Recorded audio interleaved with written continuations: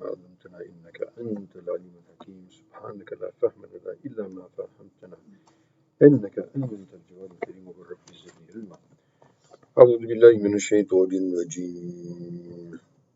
يا أيها الذين آمنوا كتب عليكم الصيام كما كتب على الذين من قبلكم لعلكم تتقون أياما معدودات فمن كان منكم مريضا أو على سفر فعدة من أيام أخر وعلى الذين يطيقونه فدية طعام مسكين فمن تطوع خيرا فهو خير له وأن تصوموا خير لكم إن كنتم تعلمون.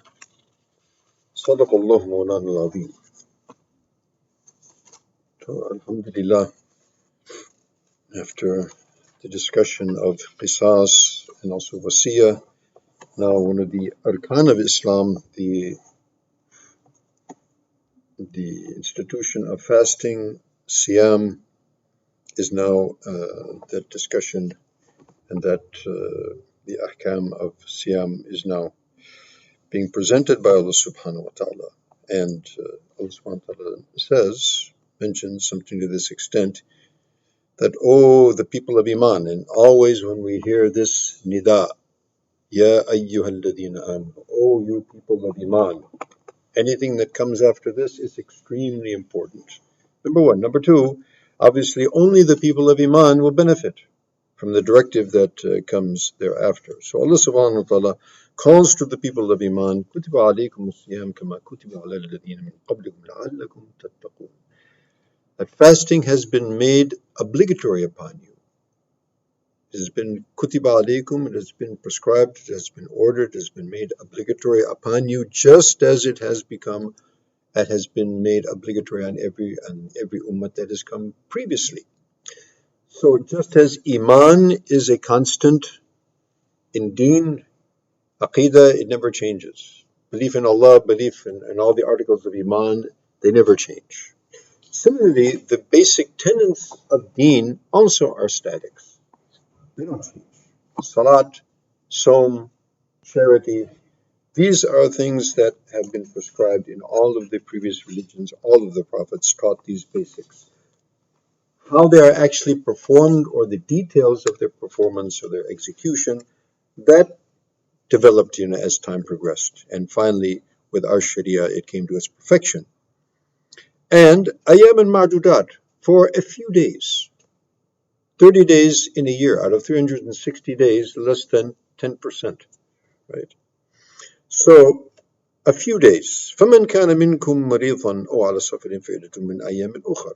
And consistent with the accommodating nature of Islam and its flowing along with human nature and its engineering to be consistent, congruent, and nurturing actually for human nature. So if one finds it difficult in the condition of disease or the condition of sickness and condition of travel, journey, so in that case, during the time that the Som is prescribed, it can be deferred to a later date. Ayam ma'dudat. Okay. Man kana minkum maridan aw ala safarin fa'iddatun min ayyamin ukhra. So other days you can also make up that fast that you might have deferred due to sickness or to journey. وَالَّذِينَ يُطِيقُونَهُ فِدْيَةٌ طَعَامُ مِسْكِينٍ. Now, since fasting is something that was now enjoined on the ummah early on in its inception, so the Arabs and the Muslims were not used to this practice.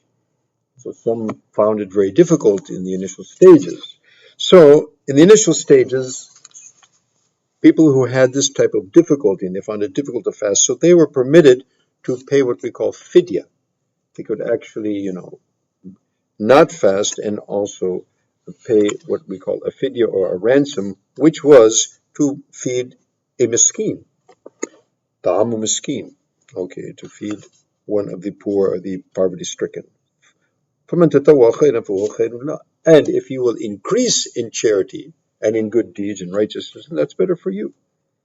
وَأَن تَصُومُوا خَيْرٌ لَكُمْ. However, fasting is going to be all the better for you, because actually, you know, actually the objective of fasting is not going to be attained by charity. It's going to be attained by fasting, actually.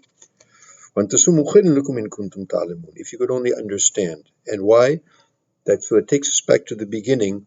What was the purpose of the institution of fasting in the first place? لَعَلَّكُمْ تَتَّقُونَ.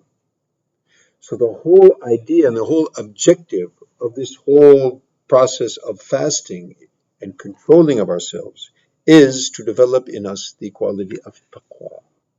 So the institution of fasting, by by fasting, by remaining aloof from food, drink, and sexual desires for 30 days. This is going to facilitate taqwa. However, it has to be performed correctly and appropriately with the etiquettes, and we're going to be discussing this in detail for the rest of Shaban and throughout the month of Ramadan. May Allah subhanahu wa ta'ala give us all tawfiq. So in the ensuing days, inshallah, we'll be talking specifically about these injunctions and about their etiquettes, and may Allah subhanahu wa ta'ala give us all tawfiq to observe this month and its orders, so that we may become ourselves, inshallah, muttaqeen. Ameen. Alhamdulillahi Rabbil Alameen. Wassalamu alaikum.